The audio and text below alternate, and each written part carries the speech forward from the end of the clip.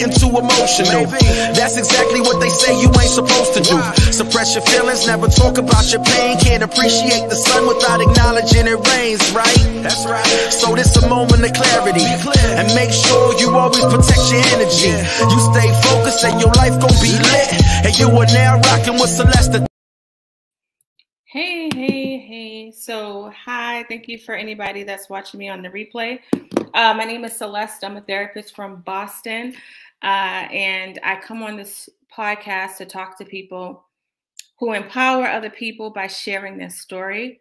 And the goal behind that is to help people shift their thought process. But I also get to come on here with Jeff Gray, who helps facilitate an amazing conversation about relationships. And so I'm going to add him to the stream. Hi, Jeff. How are you today? Hey, happy. Are we celebrating Thanksgiving? Well, certainly as a feast. Maybe not so much. I mean, it's a day off. I took the day off. Yeah, I don't care so much about the pilgrims, but I care about feast with family. So happy that day to you. Good to see you. Nice to see you. Can you introduce yourself to my audience and tell people who you are? Sure. I'm Jeff. I'm an executive coach, leadership coach, facilitator, trainer, all those things. For those who have heard my spiel before, you know that what I do is help people. The bottom line is help people change themselves. If it's a group change, basically, if you yourself are like a house that needed renovation, I'm helping you, whether you need a light reno or whether you're stripping yourself to the studs, helping you to become the version of you that you want to be, not the version of yourself that often we're stuck being a version of ourselves that we don't exactly want to be. That's what it feels like. Well, you knew what I was about to say. I'm like, are we really stuck? Or it feels like we're stuck? Exactly. And people tend to feel like they're stuck because... I mean, there's a lot of reasons, but one thing is people oftentimes they get stuck in these habits or behaviors or kind of toxic cycles, whether it's interactions with others or just in your own mind, right? The phrase, I keep cutting this rope and it's still too short, right? They're doing the same behavior again and again, even though that behavior is counterproductive to what they're trying to accomplish. And so sometimes a coach can help zap people out of that. And that's what I do. Nice. And we appreciate you for doing that. So what people do is they ask these questions. And so I'm going to start. And Jeff hasn't seen any of the questions. I'm going to start blind.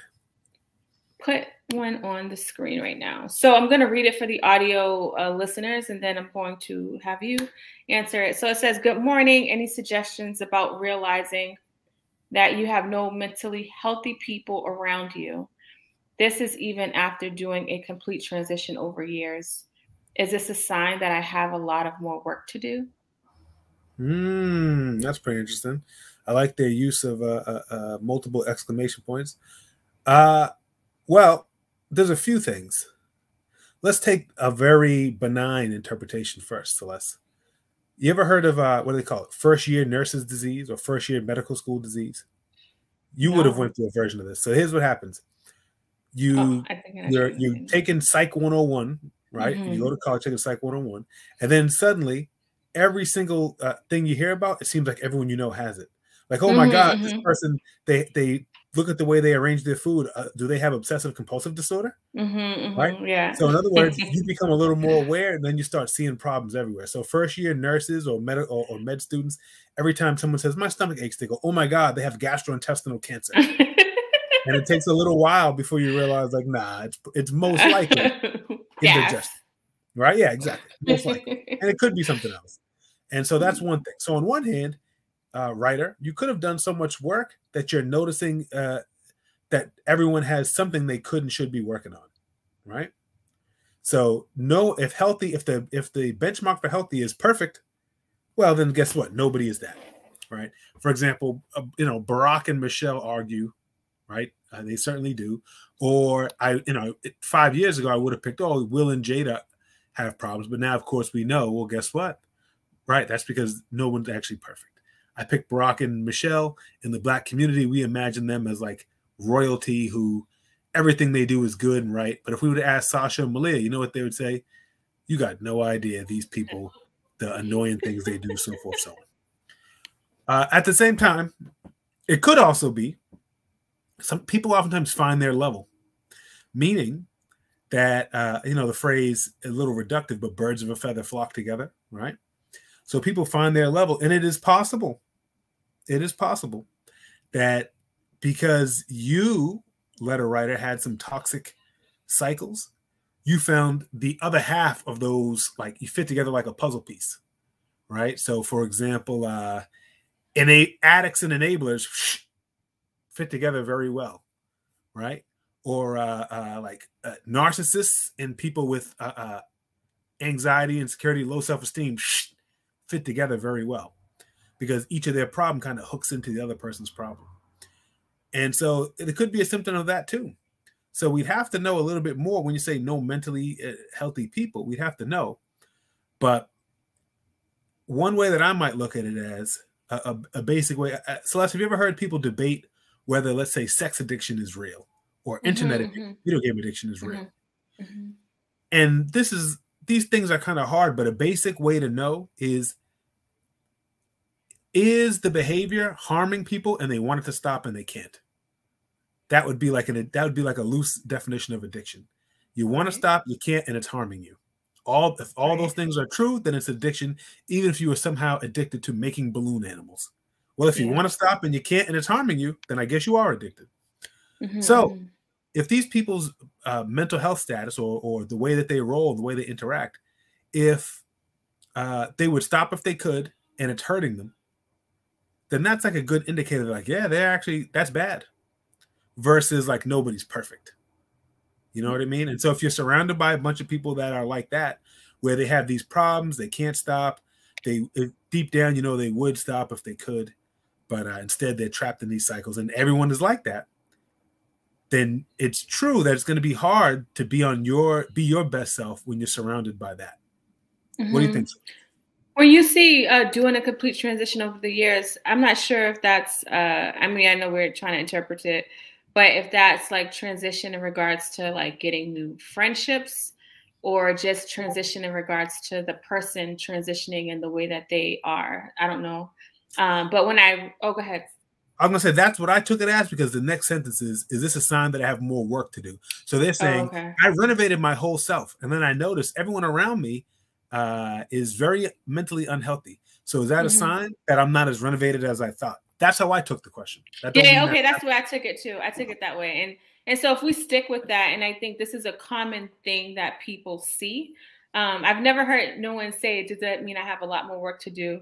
But typically it's kind of like I need to release some of these people in my life because you can never create healthy people. Like you can't make people become healthy. And I think that once we do the work, I always say like my favorite people, like I wish like a lot of my clients could be my friends because they're so dope. But then I'm like, oh yeah, they're so dope because they're healing, right? So I think that as we work on ourselves, we start to recognize that we've like allowed a lot of unhealthiness, not just people, but maybe some of the things that we used to do in our life. And it's not that those people are different or they've changed. It's just that we're changing. So it sounds like you have been doing the work based off of this interpretation and, grieving and releasing, especially if these people have been in your life for a long time. It's not like you have to have a direct conversation like, hey, I'm healthy, you're unhealthy, I got to let you go. But you do have to monitor the way you engage with these people. And especially if it's, people that maybe you have to work with or see every day. And people will struggle with the way that you change around them. But you got to remember, you got to do what's best for you. Right. Well, I mean, right. It's hard to imagine, if you we're trying to get healthy and then, let's say you're trying to become a fitness model and you've lost 50 pounds and you're doing great. And then your partner orders a pizza every night and ice cream sundaes wash it down with ice cream sundae. And when you try to go to the gym, they go, come on, let's binge watch The Office instead. Like, it's going to be hard. That person's making it harder because they're literally pulling in the opposite direction.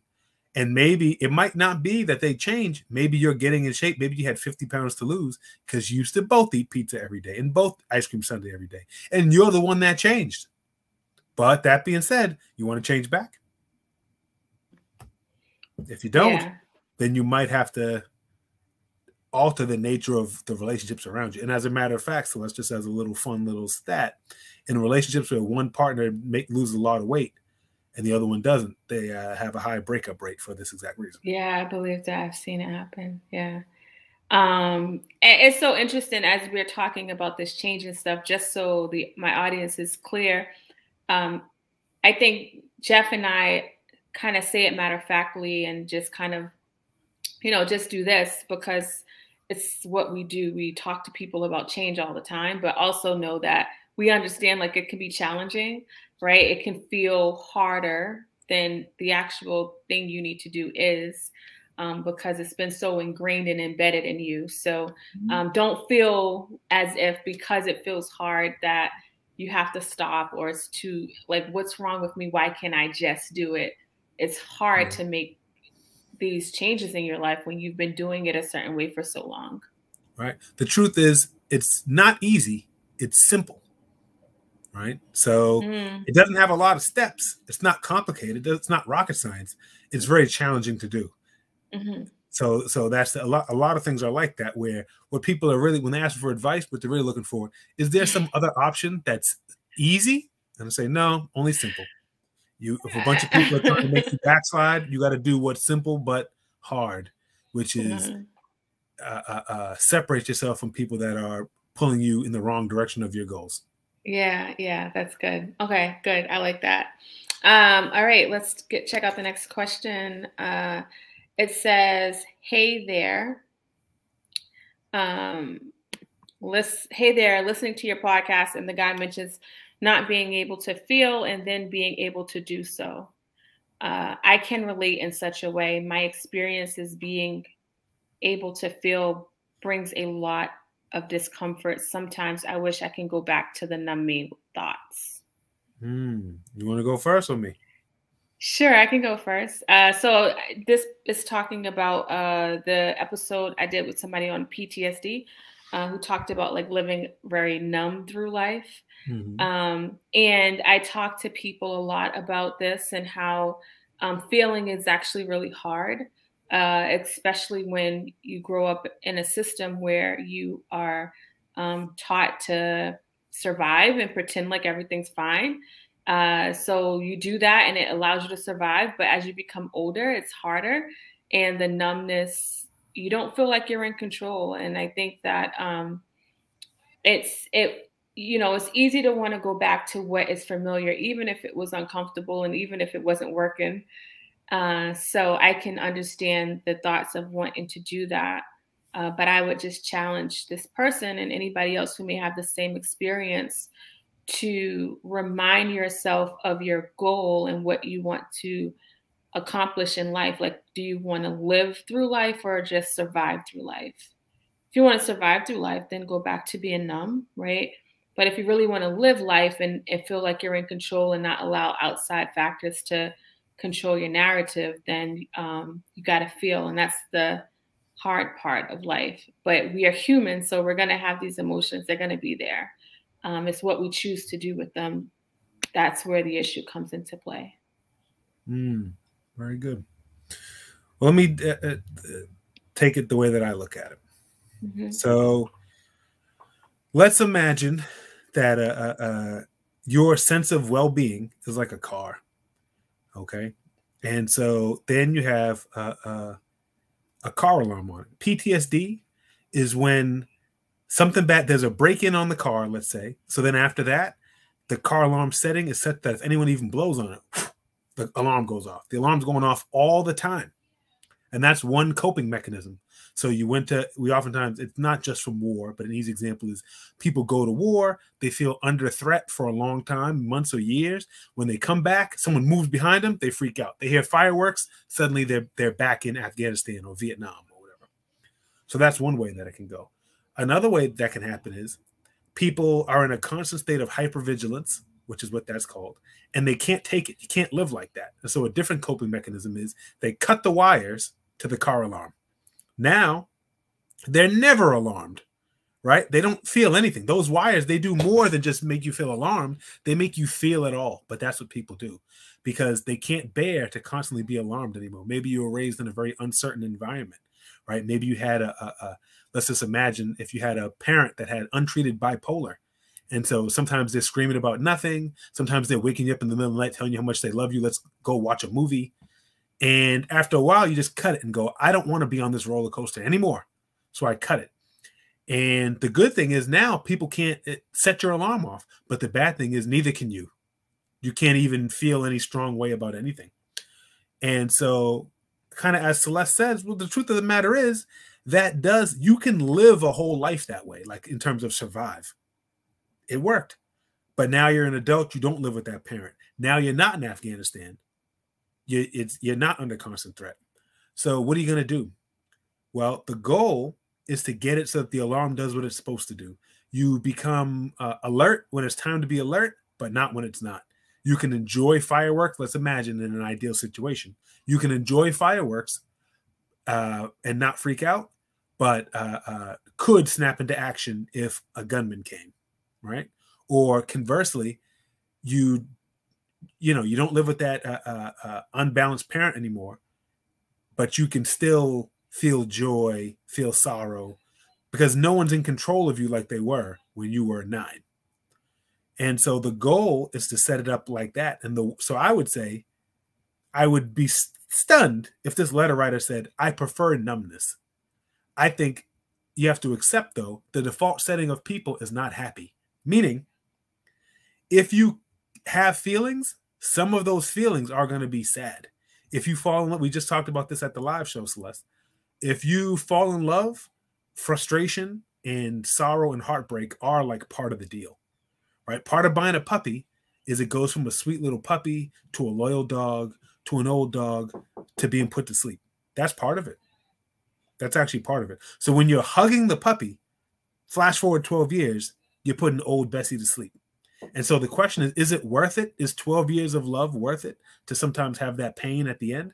I would say that it is. I think that most people agree that really that's kind of like tasting all the flavors of life, the sweet, the sour, the bitter, rather than saying, I don't want to taste anything, so I don't have to taste anything bad. Okay, so you just eat bland nothing for the rest of your life? That seems like too high a price to pay. So person who wrote this, what I would say to you is that look at that discomfort as something that like eating salty chips so that you can drink the drink and have the contrast and try to frame it that way rather than thinking that you're going to get to some state where the only feeling you feel is bliss, which is not what life is like.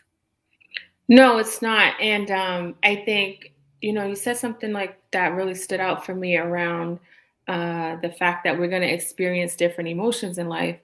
And I don't know, when things changed or why people feel like everything is supposed to be a certain way.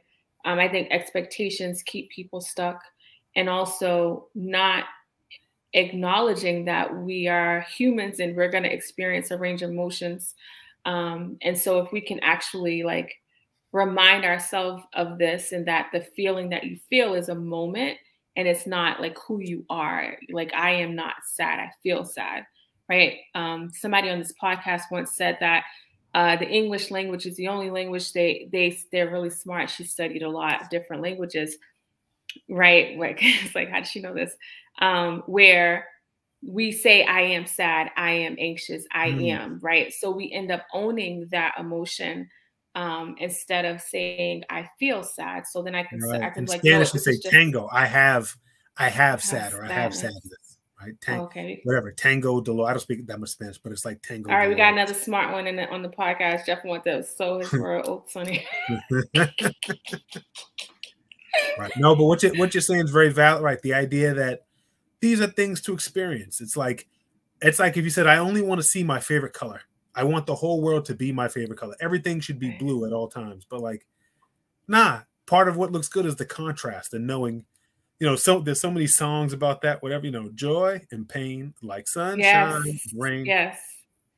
Because that's true. But what happens is if you have the option to go numb, right, to become nihilistic and say nothing matters, nothing, then it's tempting sometimes to say, I want to lean away from this pain and go back to where I was when I used to just think that nothing mattered. Okay, but you're probably also going to charge happiness to the game too. And to me, that's too high a price. Mm-hmm. Yeah, you can never escape. Like, you can't separate part of you. You can't separate the pain. You know, I always talk to people and say, for a long time, I partied and I went to school and I tried to escape. But I was never escaping anything, because you can't escape what you are experiencing, whether or not you want to acknowledge it or not. It's going to show up and manifest in different ways. And so when you're challenged with this idea of like, I don't want to feel, I just want to, there's so many different ways we numb, whether it's sex, relationships, drinking, school, religion, right? There's so many, eating, there's so many different ways. So it's kind of like, you could take that short-term gratification and feel that right there, but think about what you're losing. And I think that can help people make a different choice in those moments where they want to kind of like escape, because it kind of, you lose yourself, you know? Right. Well, a kind of a distinction to make would be between happiness and fulfillment. So Celeste, I won't speak for you, but I will, because I'll say that you have a lovely daughter, and I see her. She's like an internet star. She's always dancing on live or whatever it is, making you do dances and then embarrassing you that you can't really follow it.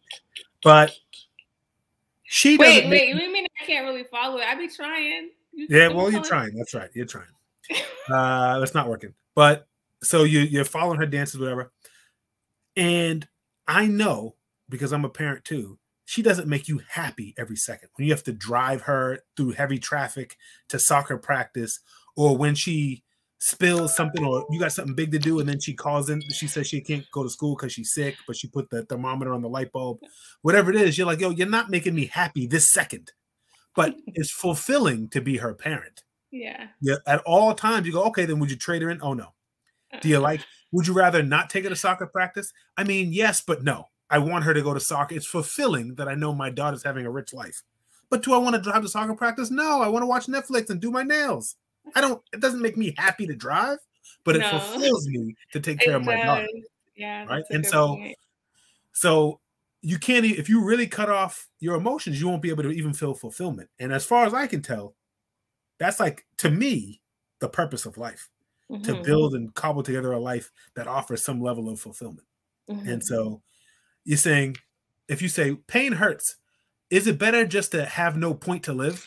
I would say, no, I'd rather just be in pain, but have a point. That's what I would say. I like it. It makes sense. I love your analogies. You'd be so on point, I swear. I'm going to get this audience question in, and then I'll go to the next one. So I know someone who initiated a mass relationship termination with friends every 10 years or so over the last 3 decades.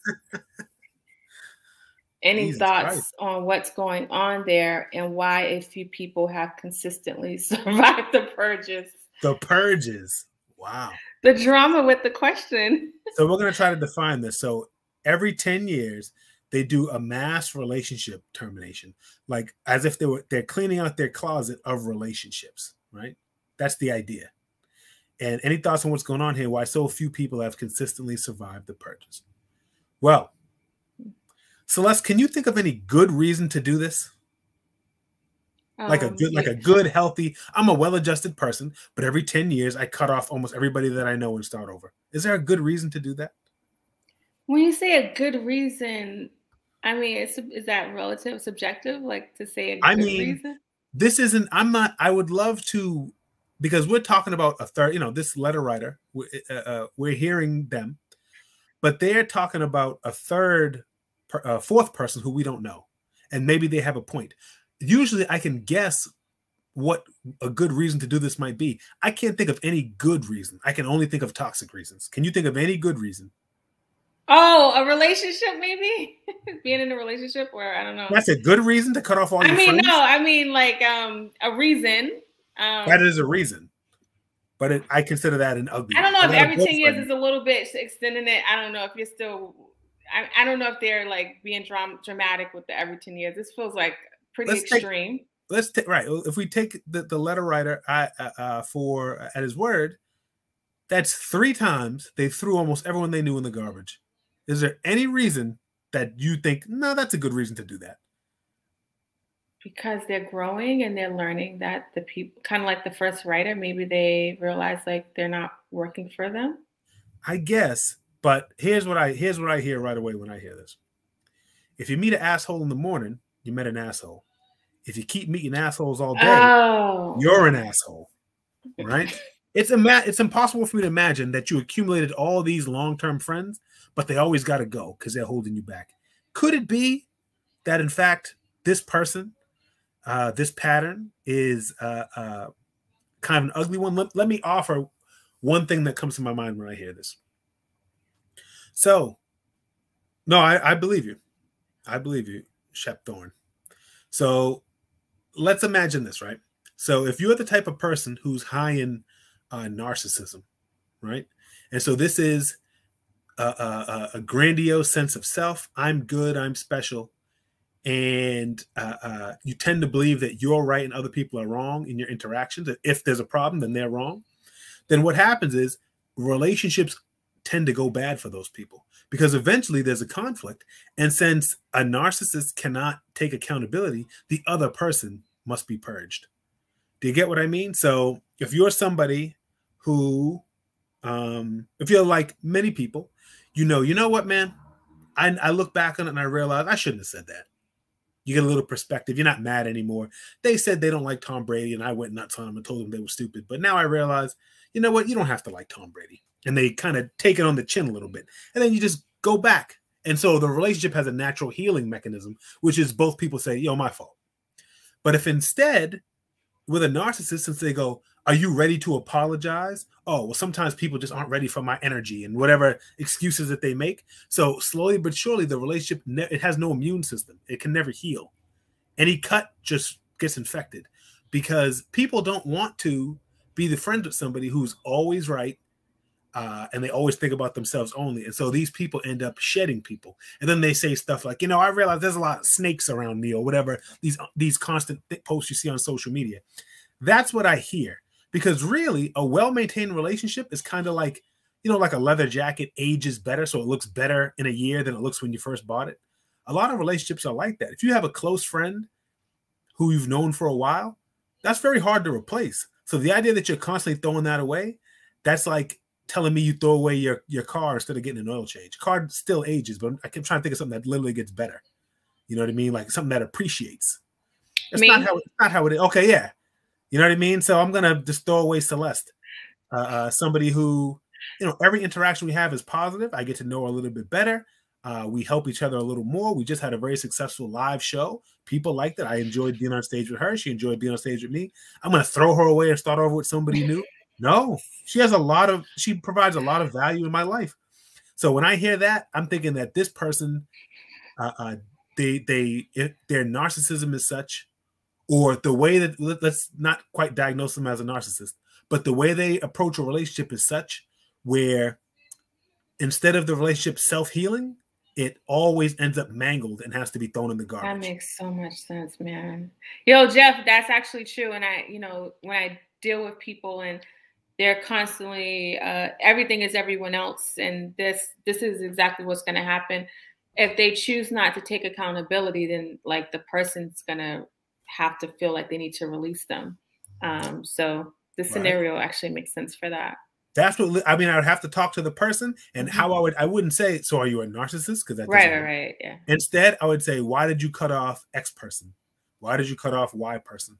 And if the same thing, they say, well, you know, I just realized over time, you know, that they're not ready. Like, instead of kind of taking on the chin and saying, like, you know what, I said some things, they said things, they're like, no, you know, I did all this for them, but they never do nothing for me. And I realized that it's time to take care of me. And they're not really, you know, they can't handle me at my worst and they don't deserve me at my best.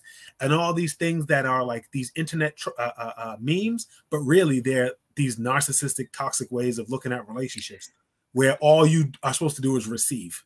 Yeah, and then the thoughts on the few people that have survived the purge I laugh because of the purge. It just sounds like, ooh.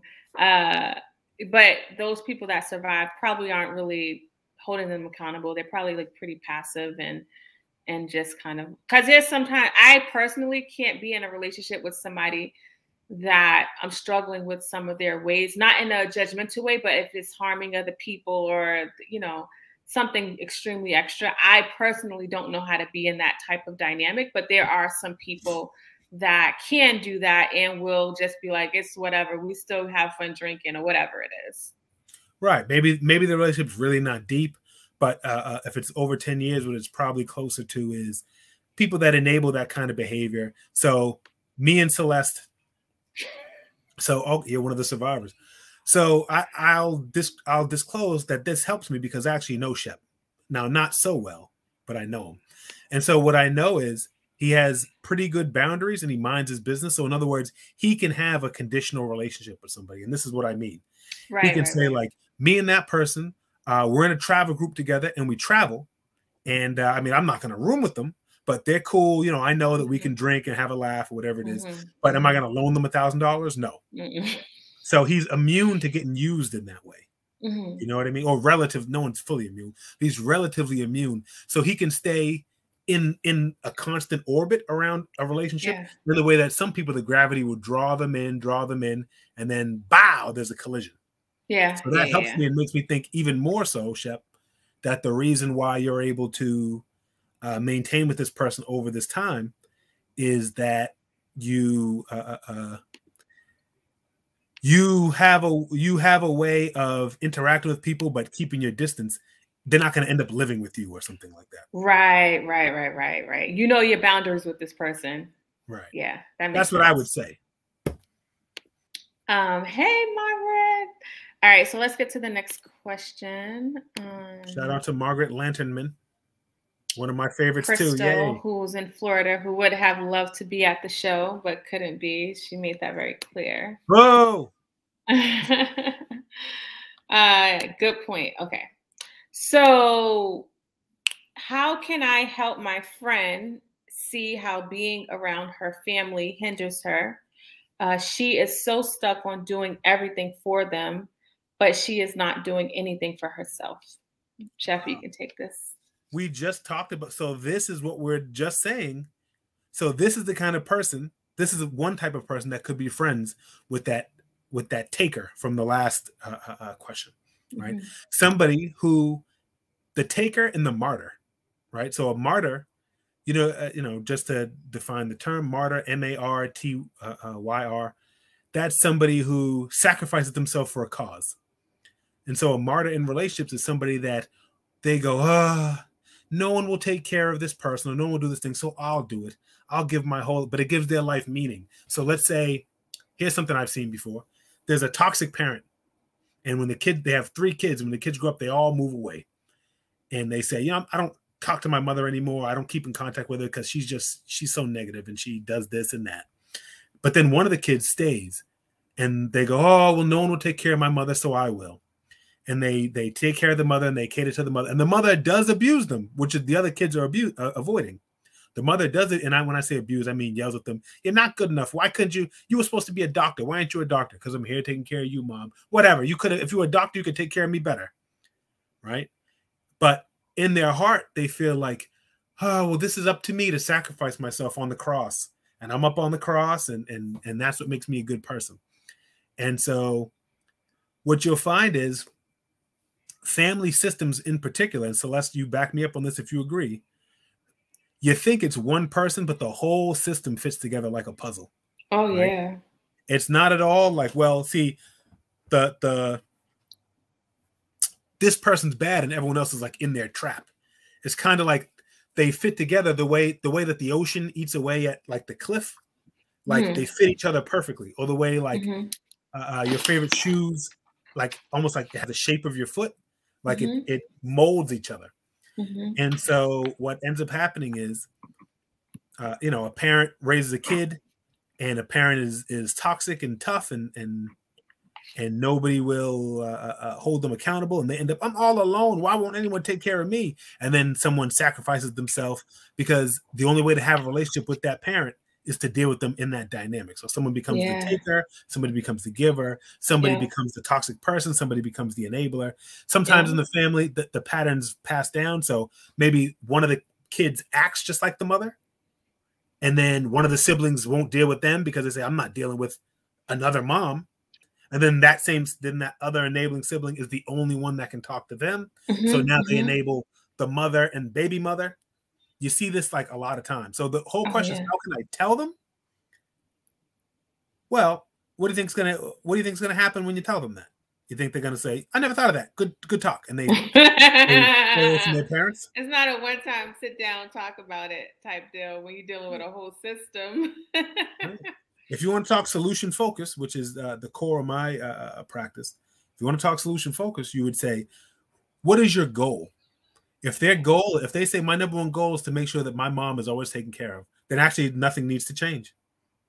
If they say, I want to be happy and be free, I want to have my own, I don't want to live in my mom's house anymore, taking care of her, or I don't want to, whatever the thing is, you say, okay, so since you want to work towards that, what do you think you have to do? Do you think you'll still, if your goal is to buy a house, are you going to still be able to pay your mother's cable bill? Right? Or if your goal is to progress at your job, do you think you'll be able to constantly call out sick to watch your sister's kids because she stayed out all night and disappeared? Do you get what I mean? Like the goal tells you what to do next.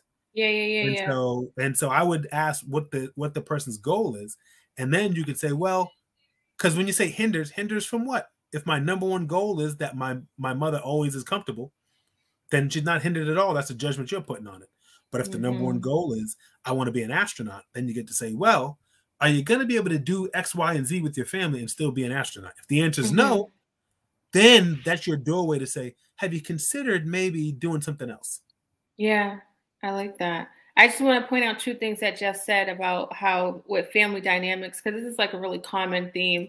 What I see when you say it fits together like a puzzle. So for people that are working on change and they feel so different or they feel so isolated, it's because you no longer are fitting in the puzzle, right? Like you're changing, so you're not gonna be able to be a part of that system, and that's a hard way to like live or to really think about. That's one thing I want to say for people. The second thing I wanted to say is when Jeff said looking at the goal, and that's with anything that you're trying to do, a lot of times we are not happy with where we are, but we actually don't know where we're trying to go either, right?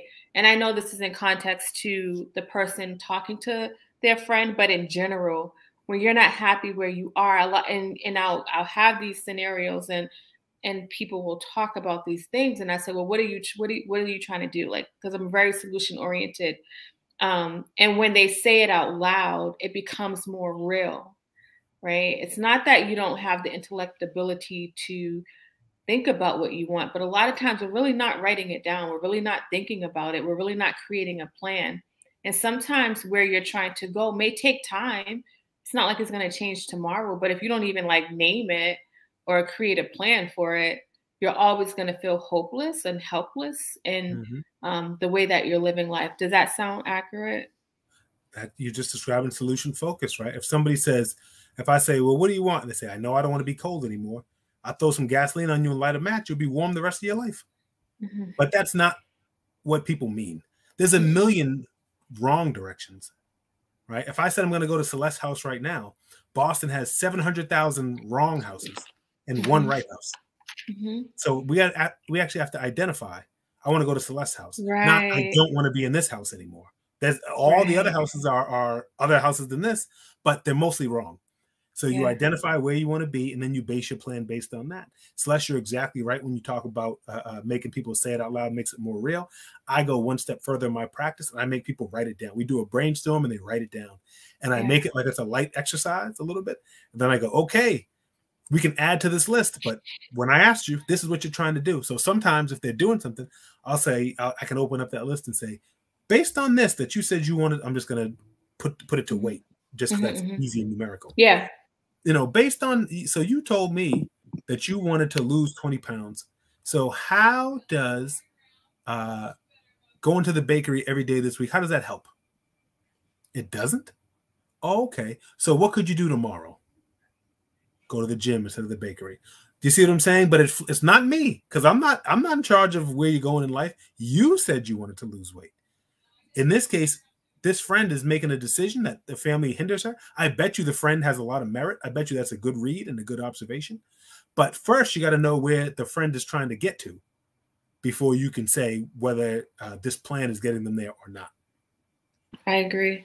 You'll be surprised, people. Like you have what you need inside. You just need to like pull it out and like make space to do that. And a lot of times we're not doing that because we're just in survival mode all the time.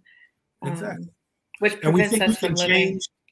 Well, it's very tempting. I end up saying this, some version of this almost every day to somebody. It's very tempting to think that there's magic words that make people do what you want them to do, what you think they should do. And when I say there is none, Celeste gets paid so much money. She's very rich, and she gets paid so much money to people go to her with problems. But Celeste almost never gives them solutions, do you? No, I don't. Go here, do this, do that. You never do. That's not what it is, because the truth of the matter is, rarely have people, when they finally solve it, it's not something they never thought of or never heard of. Nope. You know what I mean? It's like you're getting them, you're untying a knot. They're like, Literally. There's like a kink in their hose, and you're just unkinking the hose. It would go this way, but there's this kind of knot that it's in. And you're just getting them to loosen up enough. You can't untie a knot until you let go of the ends. You let go of the end of the rope, untie the knot, and then they go, oh, why didn't I do that before? How many times have you heard people say, I should have been done this? Yeah, I know, but you're tying the knot. Yeah, and I think about what I do, because people, like, your thoughts are just like a big, like, tangled up knot, like, and so when I come in and I hear you, I'm on the outside of your life looking in, so I'm able to see it very clear, and I see what's happening, but it doesn't help you for me to tell you that, right? Like, I'm not going to be like, yeah, like, just do this. There's a number of books and a number of material out there. There's a number of conferences, and people spend all this money on, when it's really not about the information. It's really about like getting clear with yourself and utilizing that information, which is why, like, really be mindful on, how you are getting help, and just kind of like utilizing those resources and not allowing them to collect dust. So many people go to conferences and go to these self-help things, and they're great, but the reason why they feel so powerful is because you're in an environment that's fostering that. And so what I try to do in my practice is to help you take what you get from our sessions and put it into real time in life on a everyday basis, because it's not about the 1 hour we spend together. It's really about what happens after that hour. So if you can't afford therapy or not in therapy, I don't want you to think that you still can't get what you need, but really, like, utilize the resources that you're reading or that you're listening to and start to put it into action, honestly. Whenever I sense a power struggle coming, a power struggle meaning the client wants to argue with me or something like that, I say, well, you don't have to argue with me because you got all the power. I'm not going to be there. You're going to do whatever you want. You could fire me right now. I mean, you have 100% of the power. I have none. My job is to ask you, how does that get you closer to your goal? So that's what I'm asking you. Yeah. Why'd you do whatever you want? I won't be there. Yep. That's why I only work with the dose. Right. You just fight. You're just punching the wind. Like you don't have to do nothing. But if you don't do it, will you be closer or further away from your goal? Yeah. And when I ask people that, you realize, oh, I'm beating up the wrong guy. All right, I got one more question. I hope my husband didn't write this question. I have to ask him, but so this next question says, what's the best way to tell my wife I don't really like her cooking without offending her? I'm like, I haven't seen him yet, but I'm gonna ask him. It better not be him who put this in. Yeah. Oh, and on Thanksgiving Eve too. You're like, baby, I got all your Haitian favorites. He's about to just on Thanksgiving. I'm not hungry. No, unfortunately, he'll tell me in my face, so that's good. All right. Well, let's flip the question. How can your wife tell you that you're the worst man? That you're not good in bed without offending you? Just say, I just don't enjoy sex from you. You don't make me orgasm. How could she say that in a way that doesn't offend her? How could she say it? Oh, you're talking to the letter writer? Right. Is there any way, letter writer? I'm giving a dramatic pause. You know, there's no way to say, I don't like her cooking without offending her. Right? Is it important to say how you feel in a relationship, though? What do you think? Well, it depends. It depends. There are things that are like a permanent state, but this is more like almost like a strategic problem that could go away. In other words, she wants him to like the cooking. He wants to like the cooking. The only problem is the cooking. Do you see what I'm saying? So what you could Jeff, that feels like a big problem. It feels like a big problem to me. Well, the thing is, the idea is that she would probably be amenable if I, how do I put it? If I would whisper in her ear like magic great recipes, and I said, these recipes, everybody loves them, I bet you she'd do them.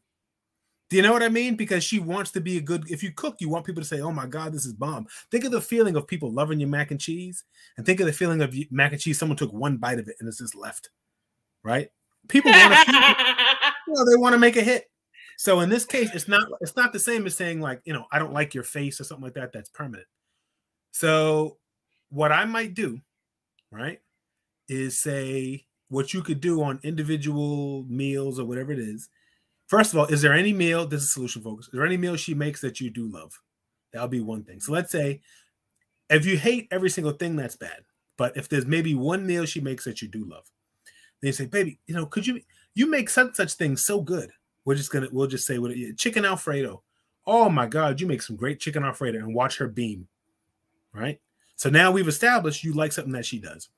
Then the next day or the next week, she's gonna make we'll say macaroni, and you say, you know what, baby, this macaroni and cheese is okay, but I love your chicken Alfredo. I wonder if there's something I like about macaroni and cheese that I gotta put my finger on it. But maybe could we try it this time with this in it instead? Can we try it this time with that? And the idea is to collaborate on the basically on the recipes. Now, I don't know if this writer themselves, which it says wife doesn't mean it's a guy, could be a lady or a guy, but I don't know if you can't cook yourself. If you can't cook yourself, then what an opportunity, right, to try to figure out what is it that you do like. Do you get what I'm saying? So you're trying to work towards the positivity of it. Instead of saying I don't like this, you're trying to say here's what I like. Let's aim at it. Don't you see how that's exactly solution focused? Yeah, I see it. Cause I like it. I like the idea of not just like, hey, I don't like this, but kind of leading with what you like. Cause my husband used to be like, oh, this is like blah, blah, blah. I was like, well, what do you want? Like, you know what I mean? Like if you ain't got no ideas and this is what it is. So I think being able to come with the solution, right? So if the mac and cheese is dry, hey, like you think like if we added a little bit more like sharp cheddar, like how would you feel about that?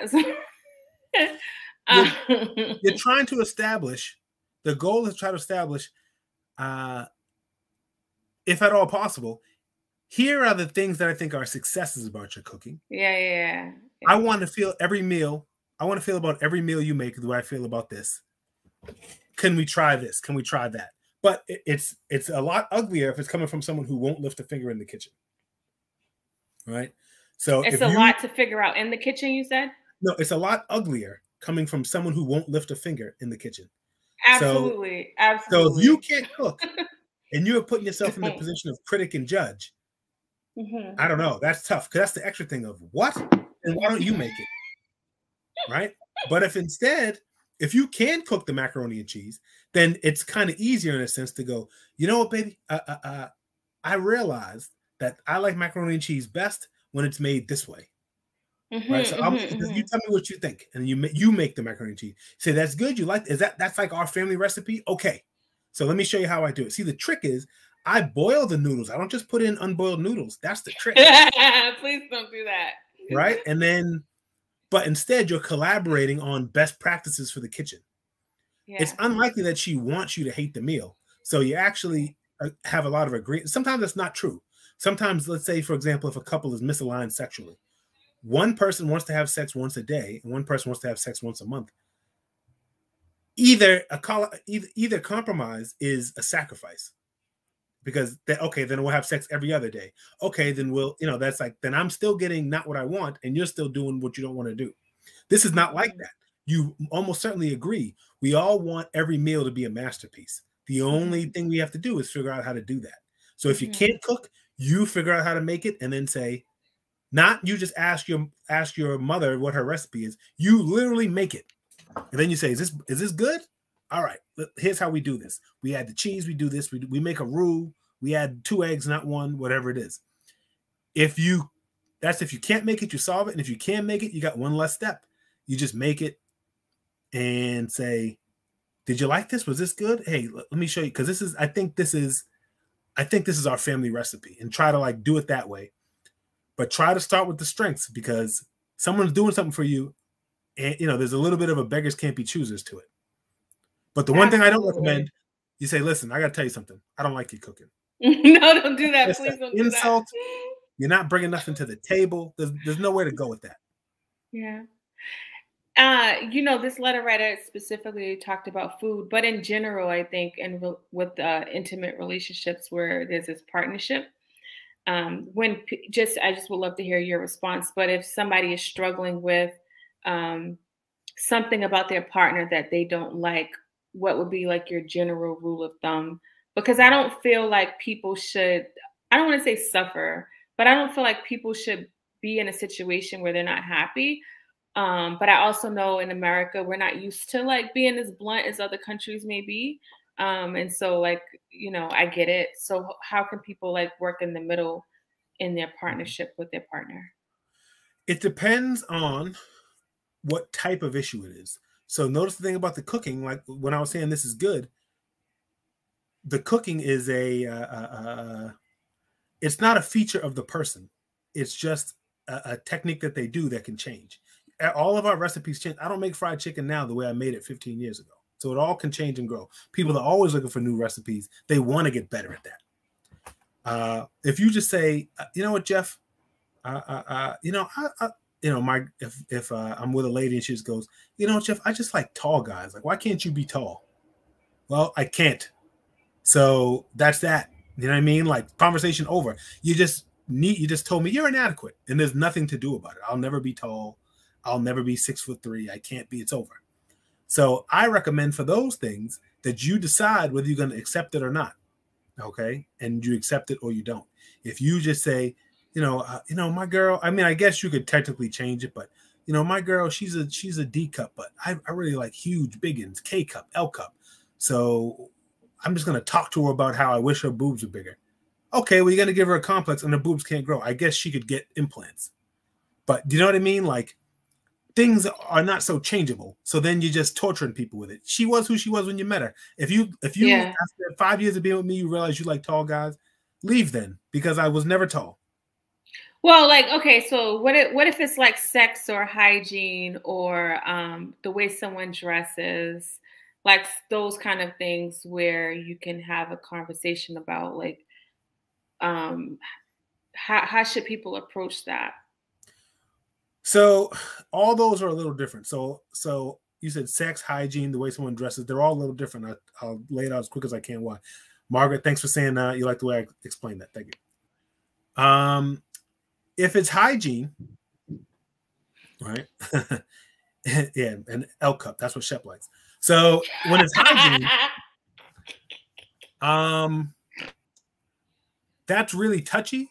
But they probably don't like having bad hygiene. They probably have a blind spot. Do you get what I mean? So it's not like they love having bad breath. It's not like they love having stinky armpits. They don't love that. Rather, they don't realize about themselves, hey, this deodorant says 48 hours, but that's not really how it works, right? And so you could just say, you know what I love, baby? I love you fresh out the shower. A nice and showered man, that's what really gets me in the mood. Shower, wash, shower. You just talk about the positivity of that. You never have to tell someone they stink. Rather, you give them this is actually one of the first rules of coaching, is that you really try to talk about what someone's doing right. Yeah. And they'll eventually get the hint. Just like if I know I said this on here before, but if someone says like, you know, your husband Celeste says like, "Oh my God, baby, look at you in that sweater. God, I can't keep my eyes off you in that sweater." After that, you know, like, ooh, we're going on a date tonight. I'm gonna wear the sweater he likes. That's all you got to do, right? Sex is a little challenging because sex is partially for the other person and partially for you. Meaning, there's things you like and things that I like, and so sometimes you can be a little misaligned. But if you need to be choked, let's just say, and they hate choking, that's going to be tough. That's going to be a tough one. And you actually might learn. But if they not just they don't know it, they hate it. Okay. I always feel like I'm murdering you, right? Then that's not my problem, by the way.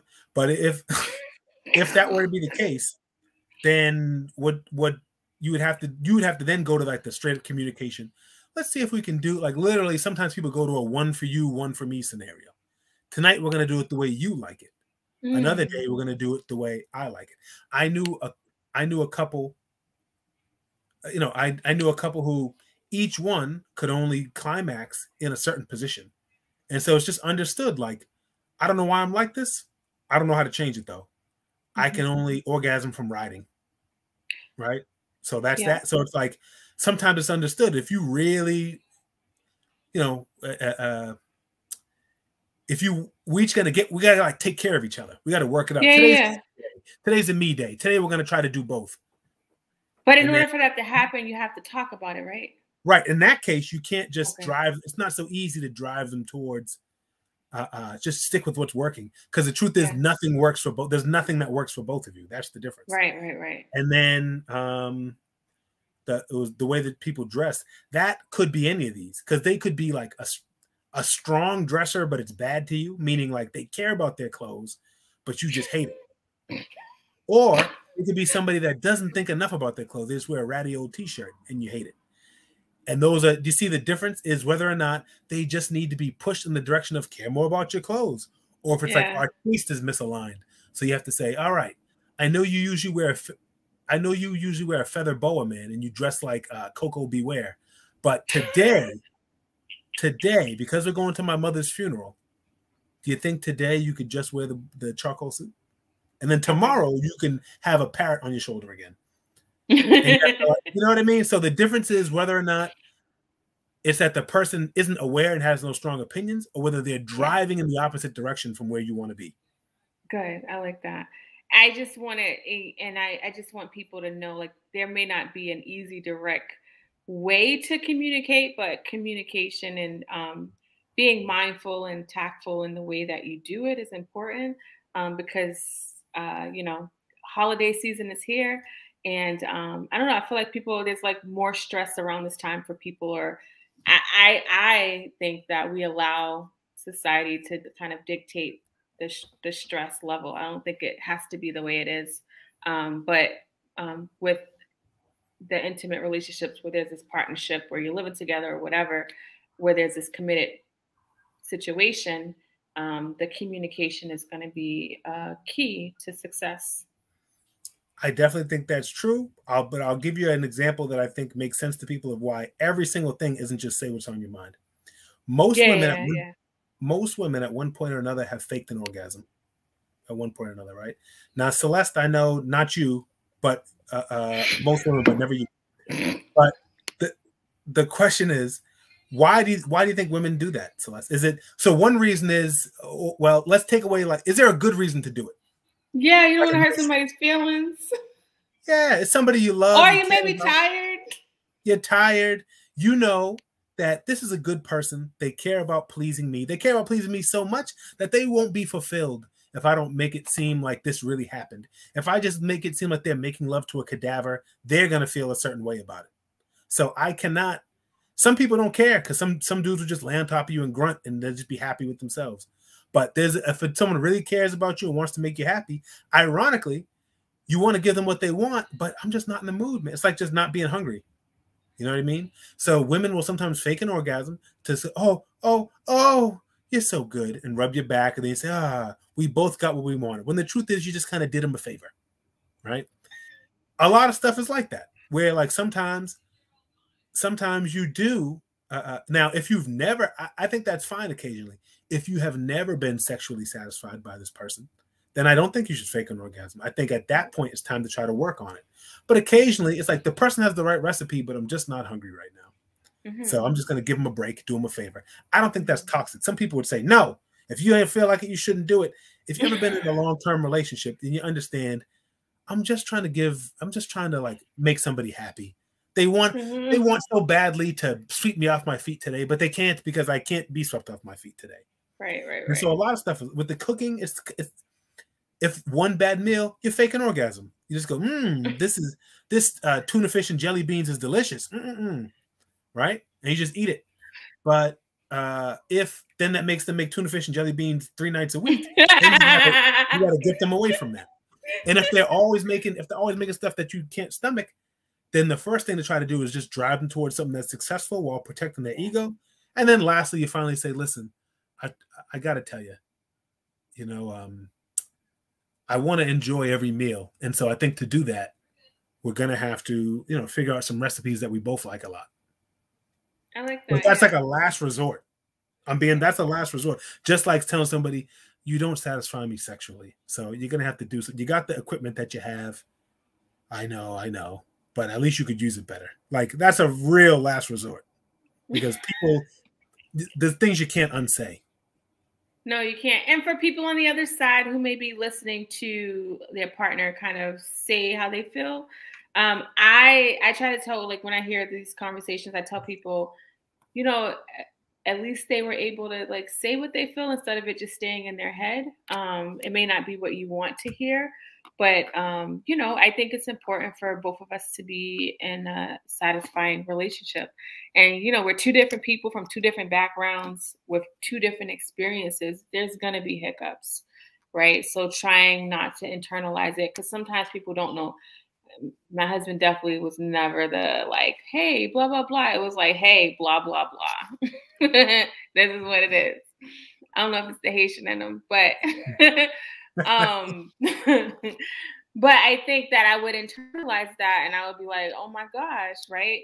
Now I have I've reframed and shifted the way I think. And I think about it and I'm like, dang, I'm grateful that he is even able to like come and say it to me. And he's comfortable enough to speak about it because it allows me to work on it and work on change. So I get, like Jeff's approach and how to be tactful about it. But for some people that aren't able to do that, and you're on the other side of that, like look at it as a positive that your partner is able to like speak freely. And it doesn't change who you are. But if you want to work together, you got to look at what's happening and you guys want to both be happy. So exactly. Being reflective looks like, let me think about that. Okay, I think there's some things I can do. Being defensive looks like me. Let me give you a list of what you do wrong. Thing number 1, you're small. Thing number 2, you're broke. You know what I mean? Like instead, you just try to take it in and go, let me reflect on that. If you have a rule for yourself, I'm not bringing up what you need to change today. One day, yes, but today, no. Today, you brought something to me. I want you to communicate, so I'm going to just respect that and not say, actually, you make waffles bad. Like, just jump into that. Right. Yeah. Don't do that. It's not helpful. You could have brought it up earlier. So, yeah, I've learned. I've been leverage. There's a Simpsons where Homer goes, family meeting, guys. Okay, thing number 1, I lost our family savings. Now to the real thing. Lisa's hogging up the maple syrup.